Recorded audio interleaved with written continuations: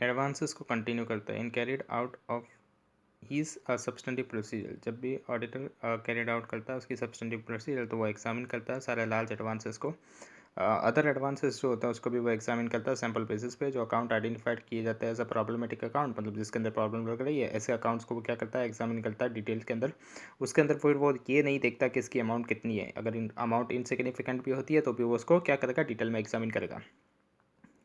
कौन से को जो भी आइडेंटिफाइड किए गए हैं प्रॉब्लम अकाउंट्स उनको डिटेल में चेक करेगा। The extent of the sample checking, कितने एक्सटेंट तक सैम्पल चेक करना है वो डिपेंड करेगा ऑडिटर के असेसमेंट के ऊपर of the efficacy of the internal control. मतलब इंटरनल कंट्रोल कितने सक्षम है उसके बेसिस के ऊपर ऑडिटर ये डिसाइड करेगा कि उसको कितने एक्सटेंट तक सैंपल लेने हैं। What constitute the large advances, large advances में क्या क्या आता है, तो ये डिटरमाइन किया जाता है in the context of the volume of the operations of the branches के ब्रांच का ऑपरेशन कितना बड़ा है, कितना फैला हुआ है, उसके बेसिस के ऊपर हम लोग डिसाइड करते हैं कि लार्ज एडवांसेस क्या होंगे। एग्जाम्पल के तौर पर अगर देखा जाए तो एडवांसेस में भी consider to be the large advances अगर ईयर एंडेड बैलेंस जो है वो एक्सेस हो जाता है 10 करोड़ या तो 10% of the aggregated year ended advances से, विच एवर इज लेस, दोनों में से जो भी लेस होता है उसके बेसिस के ऊपर। टाइप्स ऑफ द एडवांसेस में क्या आएगा, तो funded loans and the non funded loans. Funded loans are those loans जहाँ पर actual transfer of the fund होता है वो बैंक टू बोरोवर होता है। मतलब फंड एक्चुअली में ट्रांसफर किया जाता है बैंक से बोरोवर की तरफ, मतलब बैंक बोरोवर को देती है। Example of the funded loans क्या क्या होंगे, तो टर्म लोन हो गया, कैश क्रेडिट हो गया, ओवरड्राफ्ट हो गया, बैंक लोन्स हो गया, बिल डिस्काउंटेड एंड परचेस्ड हो गया, participation on the risk sharing basis हो गया, इंटरेस्ट बियरिंग स्टाफ लोन्स हो गया। नॉन फंडेड फैसिलिटीज़ वो फैसिलिटीज़ होती है जहाँ पर इन्वॉल्व नहीं होता ट्रांसफर। एग्जाम्पल के तौर पे non funded loans are letter of the credit, bank guarantees etcetera. Word to advances comprise, advances में क्या क्या आता है, तो advances comprises of the funded amount by the way of term loan, cash credit overdraft, bank cash credit overdraft, demand loans, bill discounted and purchase, participations on risk sharing basis, interest bearing staff loans. Legal requirement of the disclosures in the balance sheet, क्या क्या legal requirement देनी पड़ती है, disclose करनी पड़ती है। Legal requirement के हिसाब से क्या क्या डिस्क्लोजर देना पड़ता है बैलेंस शीट के अंदर। Bill purchase and discounted, cash credit overdraft and loans repayable on the demand, term loans, तो secured by the tangible assets, covered by the bank या तो गवर्नमेंट गारंटीज, अनसिक्योर्ड, ये सब देना पड़ता है इसके अंदर। Classifications of the advances sector wise अगर देखेंगे हम लोग तो priority, non priority. Security wise अगर हम लोग देखेंगे तो सिक्योर्ड, अनसिक्योर्ड, प्रूडेंट नॉर्म के हिसाब से देखेंगे हम लोग तो क्या आएगा वो standard NPAs. Advances in India के अंदर देखेंगे तो प्रायोरिटी सेक्टर आ गया, पब्लिक सेक्टर आ गया, बैंक्स आ गया, अदर्स आ गया। एडवांसेस आउटसाइड इंडिया के अंदर देखेंगे तो ड्यू फ्रॉम द बैंक्स आ गया, ड्यू फ्रॉम द अदर्स के अंदर क्या आ गया, bills, purchase and discounted, syndicated loans and others. Classification of the advances देखेंगे तो सेक्टर वाइज के अंदर आरबीआई इशू करती है कॉमन गाइडलाइंस लेंड करने के लिए टू द प्रायोरिटी सेक्टर। मतलब आरबीआई गाइडलाइंस इशू करती है कि आप लैंड कीजिए, बैंक को देती है ये गाइडलाइंस कि आप लैंड कीजिए प्रायोरिटी सेक्टर्स को, जहाँ पर bank required to follow, bank इसको फॉलो करती है गाइडलाइंस को। This guidelines covered the rate of the interest, इसमें गाइडलाइंस के अंदर क्या क्या होता है, तो रेट ऑफ द इंटरेस्ट होता है, सर्विस चार्जेस होता है, रिसिप्ट होता है, sanctions, rejections, disbursement, registered issue of the loans applications, acknowledgement. RBI also issued the target, RBI banks को टारगेट देती है कि आपको प्रायोरिटी सेक्टर को इतना लैंड करना है। एग्जाम्पल के तौर पे प्रायोरिटी सेक्टर के अंदर क्या क्या आता है, तो एग्रीकल्चर आ गया, एमएसएमई आ गया, एजुकेशन आ गया, हाउसिंग आ गया, etcetera.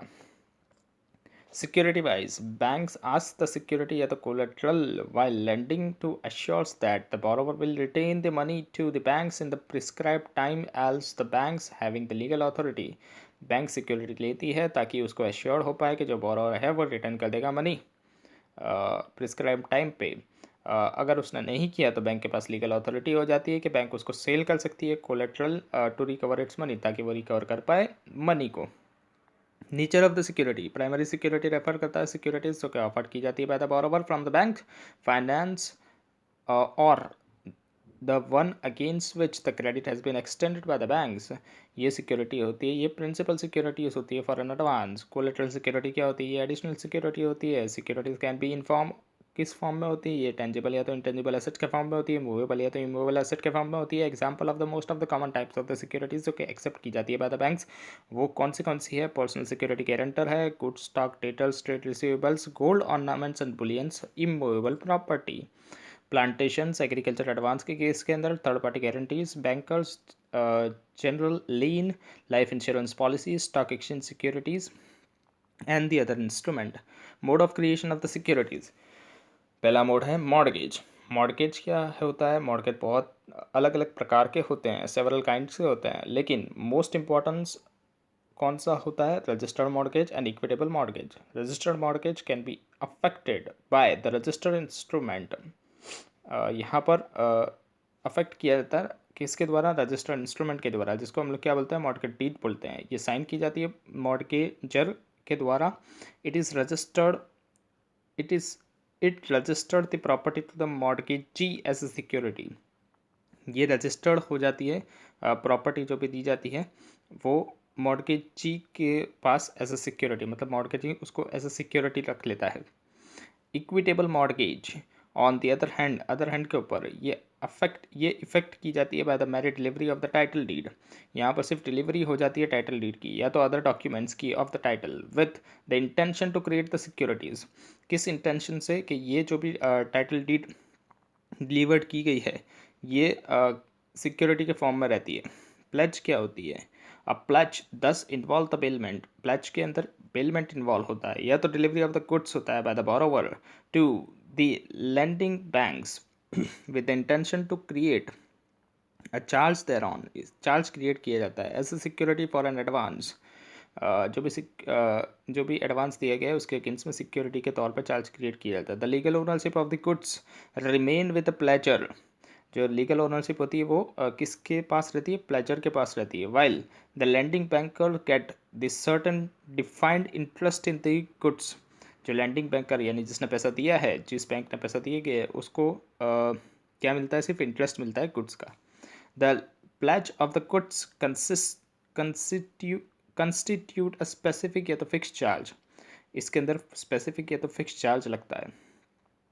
Hypothecations. The hypothecation is a creation of an equitable charge, that is, the charge created not by the express enactment but the equity and the regions, which is created in favor of the lending bank by executions of the hypothecation agreement in respect of the movable securities belonging to the borrowers.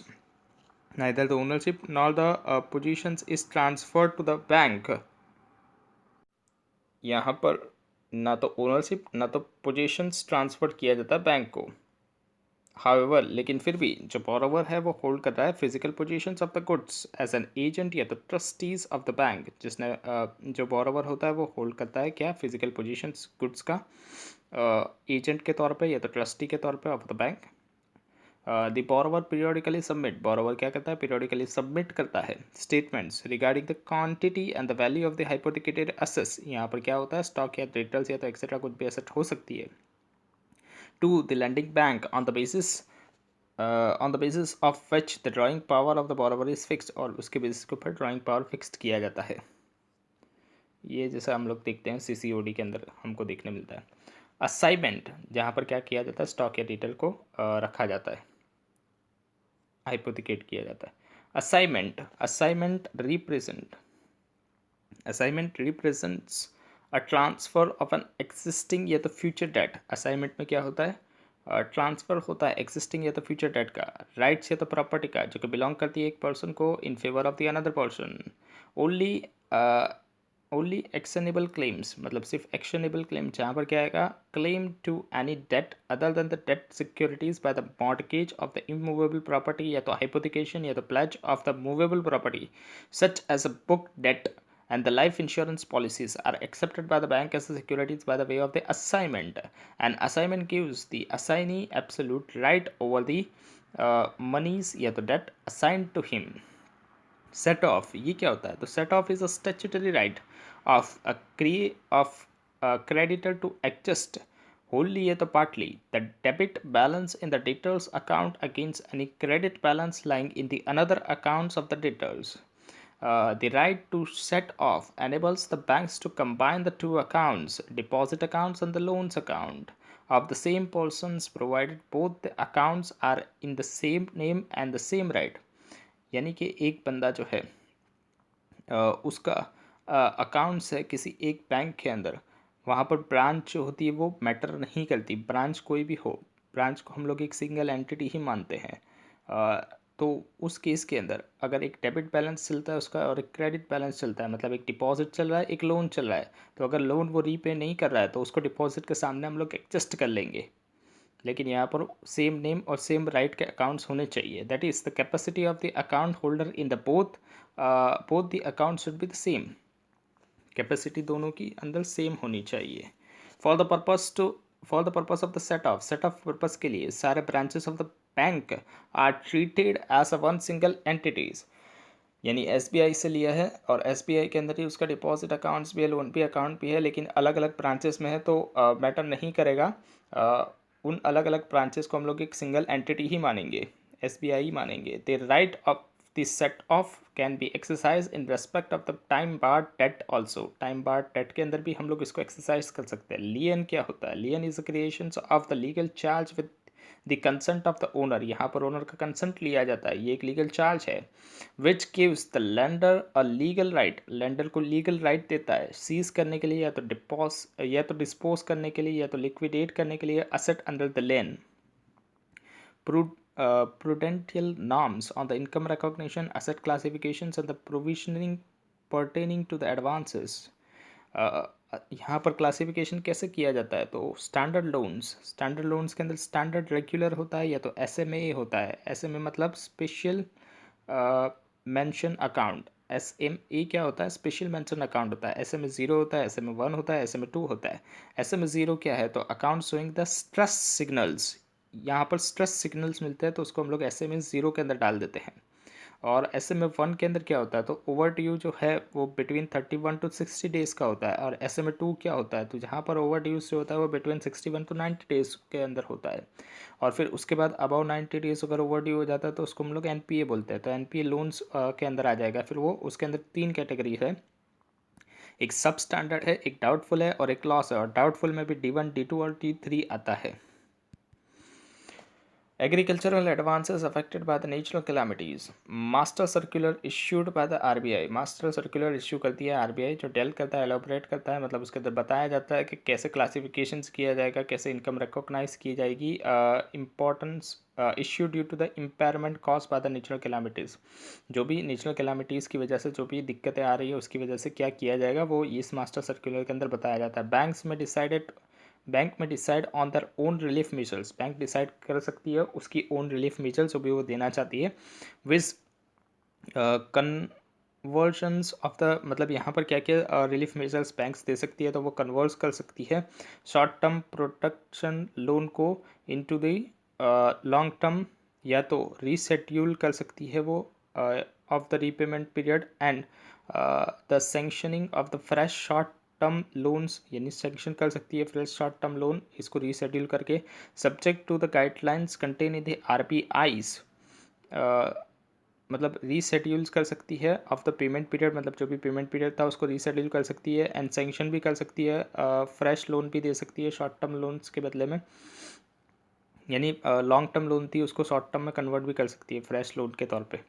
Subject to the guidelines contain in the RBI's. फिर से देखते हैं इसको। Agriculture advances affected by the natural calamities. Master circular जो कि issue किया गया था आरबीआई के द्वारा, मतलब हर बार मास्टर सर्कुलर इश्यू किया जाता है आरबीआई के द्वारा, जिसके अंदर बताया गया है कि कैसे क्लासिफिकेशंस करेंगे और इनकम रिकॉग्नाइज करेंगे जब भी नेचुरल कैलामिटीज़ की वजह से कॉज किया जाता है इम्पेयरमेंट, यानी दिक्कतें आती है तब। तो बैंक डिसाइड कर सकती है उसकी तरफ से रिलीफ मेजर्स। इसके अंदर कौन सा रिलीफ मेजर वो दे सकती है? तो conversions of the short term production loan into the long term.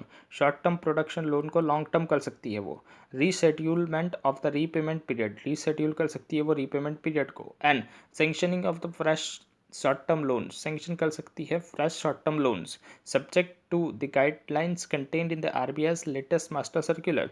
RBI के लेटेस्ट मास्टर सर्कुलर्स के हिसाब से वो ये करेगी on the prudent norms on the income recognition के बेसिस के ऊपर, एसेट क्लासिफिकेशन के बेसिस के ऊपर and provisioning pertaining to the advances के बेसिस के ऊपर। In such case NPA classification would govern by such rescheduled terms.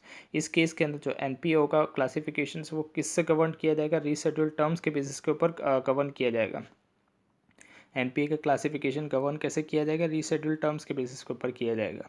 Advance जो भी ये किया जाता है, मतलब जो भी ऊपर दिए गए थे, शॉर्ट टर्म को लॉन्ग टर्म में कर देना, रीशेड्यूलिंग कर देना, इसके बेसिस के ऊपर फिर एनपीए हम लोग देखेंगे। Advance to the staff, interest bearing staff advances as a banker should be included as a part of an advance portfolio of the banks। Interest bearing staff advance जो है बैंकर के नज़र से देखें तो उसको इंक्लूड किया जाता है as a part of the advance portfolio, मतलब वो एडवांस का पार्ट तो बनता है। In case of the housing loan या तो सिमिलर एडवांस के अंदर जो भी ग्रांट किया जाता है स्टाफ मेंबर्स को, यानी हमारे ही स्टाफ मेंबर्स को दिया जा रहा है, बैंक के ही स्टाफ मेंबर्स को दिया जा रहा है, जहाँ पर इंटरेस्ट जो है वो पेबल होता है after the recovery of the principal पहले रिकवर हो जाता है, उसके बाद इंटरेस्ट लिया जाता है। Interest need not to be considered as an overdue, interest को हम लोग ओवर ड्यू नहीं मानेंगे from the first quarter onward, पहले क्वार्टर से ही हम लोग उसको ओवरड्यू नहीं मानेंगे। सच लोन या तो advances should be classified as an NPA, इस लोन को हम लोग एनपीए मानेंगे जब डिफ़ॉल्ट हो जाता है repayment of the installment of the principal का या तो पेमेंट ऑफ द इंटरेस्ट का on the respective due date पे। The staff advance by the bank as an employer, staff advance किया जाता है बैंक के द्वारा उसके एम्प्लॉयज़ को, किस तौर पे? बैंक बन के नहीं देती है वो, बैंक एम्प्लॉयर बन के उसके स्टाफ को देती है। Are required to be included under the sub head others, मतलब इसको फिर हमको कहाँ इंक्लूड करना पड़ेगा? इसको हम लोग इंक्लूड करेंगे अदर्स हेड के अंदर, अंडर द अदर असेट, मतलब अदर असेट के अंदर जो सब हेड बनाएंगे हम लोग अदर्स, उसके अंदर इसको हम लोग रखेंगे।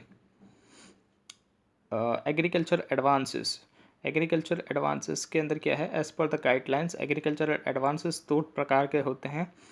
ये हमने पढ़ लिया था एडवांसेस के अंदर, तो इसको पढ़ने की ज़रूरत नहीं है। Computations of the drawing power, meaning देखते हैं तो ड्राइंग पावर जनरली एड्रेस करता है डीपी, इसको हम लोग टीपी भी बोलते हैं। ये इंपॉर्टेंट कॉन्सेप्ट है for the cash credit facilities जो कि अवेल की जाती है from the banks and the financial institutions. Drawing power जो है वो लिमिट किया जाता है विच अ फॉर्म्स या तो कंपनी कैन विड्रॉल, मतलब ड्राइंग पावर के अंदर एक लिमिट सेट कर दी जाती है, उस लिमिट तक फॉर्म या तो कंपनी विड्रॉल कर सकते हैं उसकी वर्किंग कैपिटल लिमिट जो भी सेंक्शन की गई है उसमें से।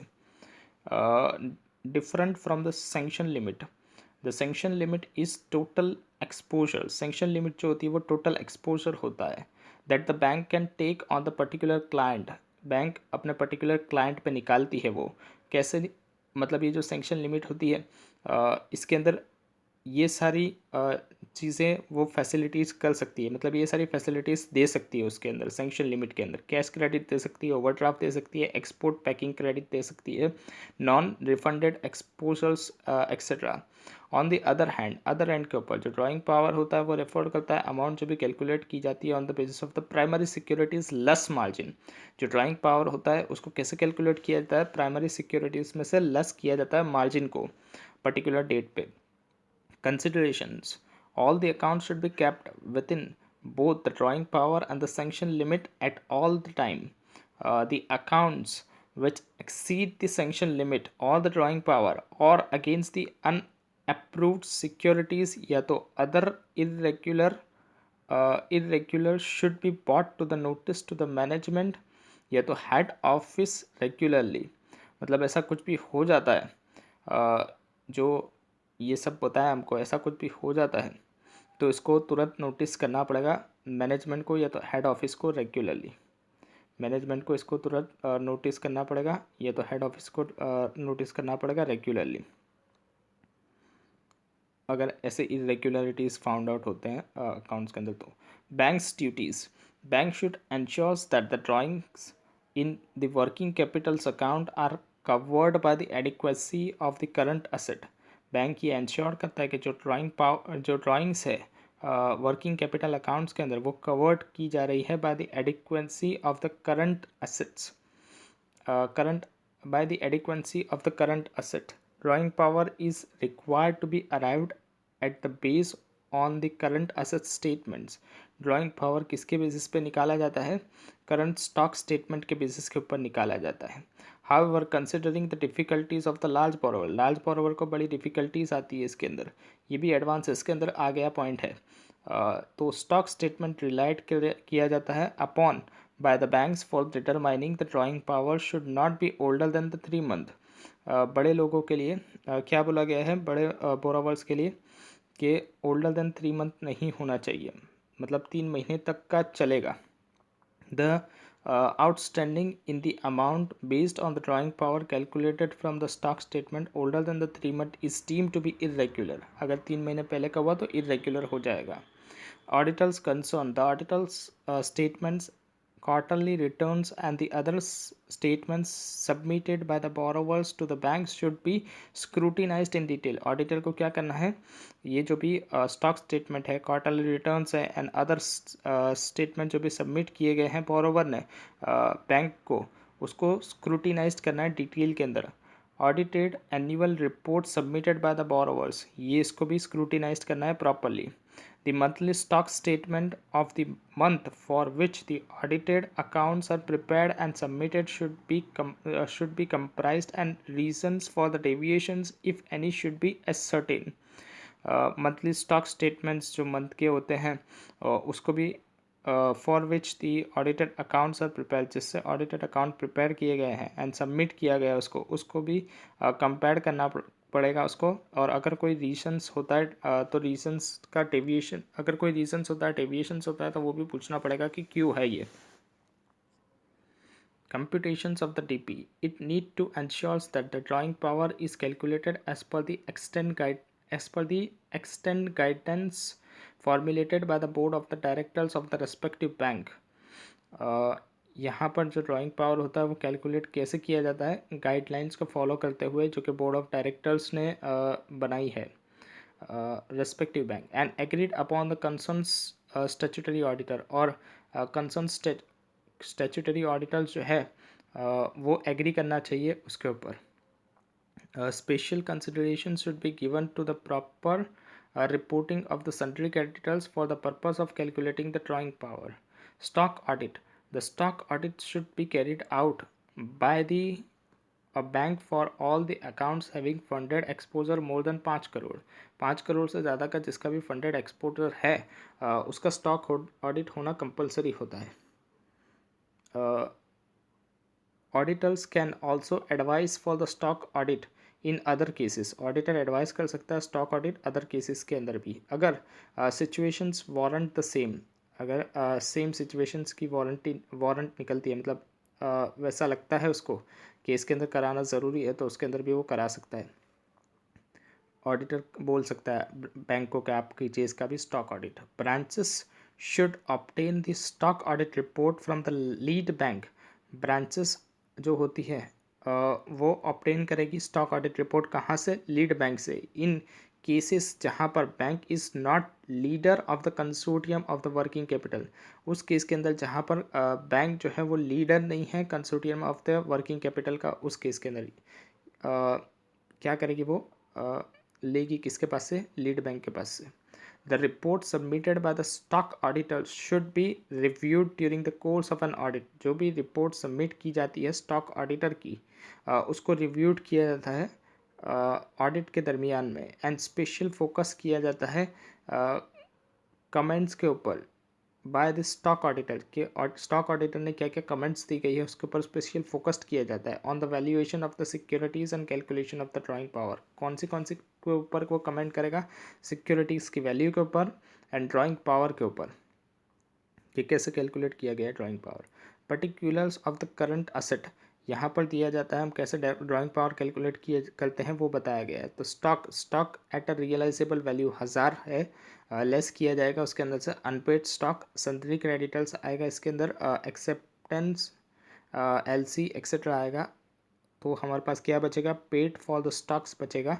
इसमें से मार्जिन 25% का निकालेंगे तो हमारे पास डीपी आ जाएगा। डिटेल्स का भी वैसे निकालेंगे। टोटल डिटेल्स जितने हैं 1000, उसमें से लेस करेंगे इनएलिजिबल डिटेल्स, यानी यहाँ पर बैड डेट मेथड जो होते हैं वो यहाँ से निकालना होता है।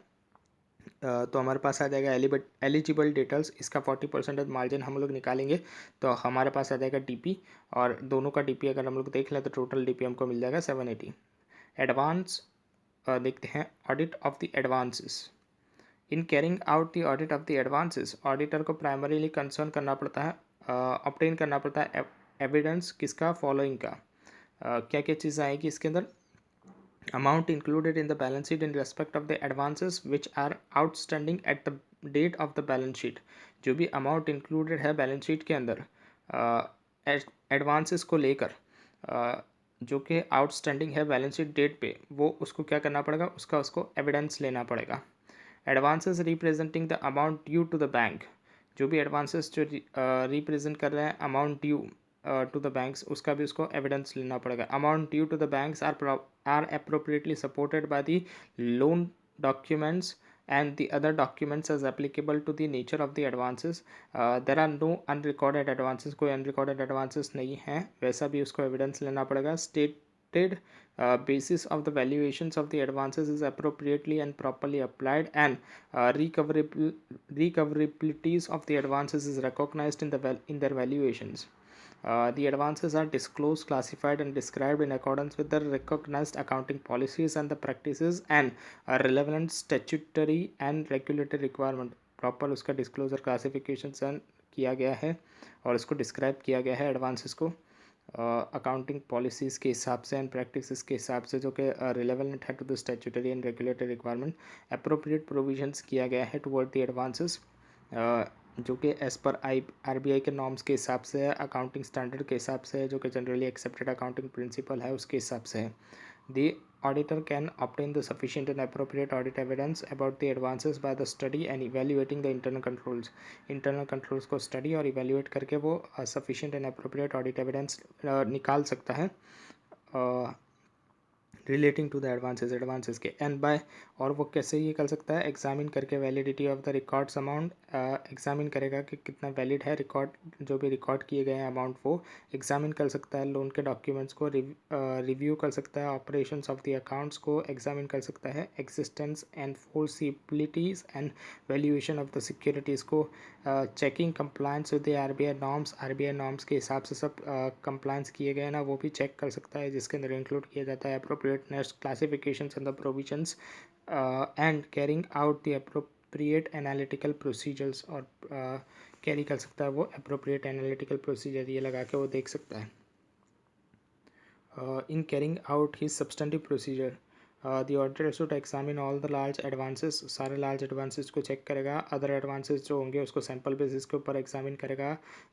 the accounts identified to be problem accounts, जो भी अकाउंट्स प्रॉब्लम अकाउंट्स लग रहे हैं उसको, उसके अंदर वो एग्जामिन करेगा डिटेल के अंदर। वो ये नहीं देखेगा कि ये जो प्रॉब्लमेटिक अकाउंट है इसके अंदर अमाउंट कितनी है, अमाउंट यहाँ पर इनसिग्निफिकेंट हो जाती है। Advances which can be sanction during the year और which are adversely commented by the RBI inspections team, यानी जो भी एडवांसेस जो कि सैंक्शन किए गए थे during the year and adverse comment दी गई है अगर RBI इंस्पेक्शन टीम के द्वारा, तो उसके RBI इंस्पेक्शन टीम के द्वारा या तो कॉन्करेंट ऑडिटर के द्वारा या तो बैंक्स इंटरनल इंस्पेक्शंस के द्वारा etcetera should be generally included in the auditor reviews. इन सबको वो अपने रिव्यू के अंदर लेगा ही लेगा जहाँ पर एडवर्स कमेंट दी जाती हैं इन लोगों के द्वारा। तब evaluations of the internal controls over the advances, इसको बाद में देखेंगे।